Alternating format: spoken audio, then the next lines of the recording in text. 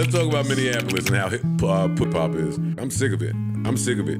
It's sickening. It's sickening to think of the hip hop I came from and the hip hop I was introduced to, and think of the hip hop that other people were introduced to, and how silent hip hop is on certain matters. You just pawns and puppets. All of y'all don't have a voice to say. Everybody, it's too silent for me. It's too silent when you see Americans getting executed on American soil in the 80s. By America. Yeah, by America, and then they go on TV and tell you every reason that what you just saw is not what is. No time in my life could that happen and hip-hop not be in an uproar. I think that hip-hop has turned their blind eye to it because... It's a white person? Yep. Because it's white people. Read the comments. They saying, I don't give a these white people, they don't come to our back. They don't come to support us when we going through trials and tribulations. If you read the comments, it's plain as day, and it's very loud in the comments. I don't give a them shooting white people. Yes, it was a white person, but it was a white person defending a black woman. Like the rappers that I came up on were community leaders. Like this is bigger than I'm not really having like a music and what's your opinion on this conversation? See, we have too many voices. And if all of them are silent, I'm gonna assume some of them are and have been complicit with what is going on. I see a growing disconnect between our politics and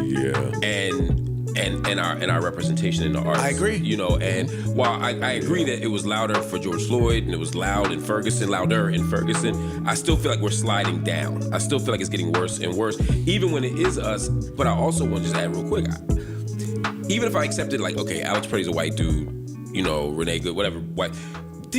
Are we gonna say these Somalians aren't black? You know what I mean? Like, you know, whether ICE is marching into the doors of white people, brown people, black people, whatever. If ICE is operating like a militia, then we're all gonna be fucked up. And the hip hop that I know was kind of birthed off of standing against the governing body and bull they was on. Fight the power. That's Against my us, point. though. No, but see, The hip hop that you're talking about was they was against the government doing that to us. ICE, I don't see how you could be a black person watching what's going on and feel safe. We're just talking about the community outcry, and I'm telling you that the reason that the community's outcry is not as loud is because they are looking at it like, I don't give a about what's going on with them. and hip hop, to your point, was birthed out of like anti-establishment. We're gonna fight the power, literally. But PE, right? We're gonna fight the power. But then at some point, we want to get rich. We want to be Donald Trump. At some point, my president is black. It's like, okay, so we're fighting the White House, George Bush, these people, but now we're part of the infrastructure. Now we want to be part of the establishment instead of fighting it. And I think our aspirations have changed a little bit. So I think that's where we need the political awareness and political education again. We need artists to come back.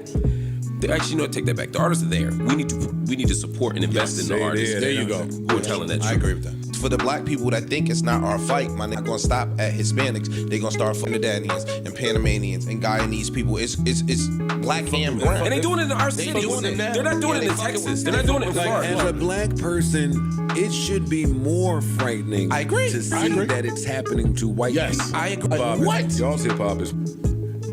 That's what I got for y'all. Y'all's hip hop is scared, timid, afraid, down, complicit, just a bunch of bums. But you want to fight for music rights and not know human rights. You niggas fucking disgusting. That's real.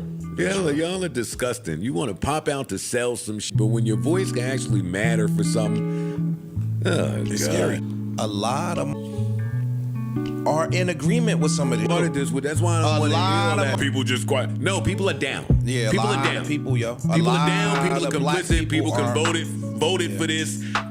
A lot of people, to your point, don't really care, and that's cool in the real world, maybe. But hip hop, ew. I just took it as a lot of them scary. I don't want to say nothing and piss off something and for money. Doesn't help that all the major corporations, Amazons and Facebooks and all that, we're standing behind, dude. So there's a lot of people in media, whether it's sports or whatever, that are worried about losing their next check. You can see very clearly the agenda when the states that have the highest illegal immigrant populations, at least two of the top three are Texas and Florida, and there is none of this shit is going on in they think. Whereas Minnesota has a comparatively small number of illegal immigrants, and it's warfare in the streets. Exactly. Florida has This is 10 not. times. This is not what they're saying it is. This is intimidation and warfare. Yeah, it's a war on swing states, black states, Democratic-led cities.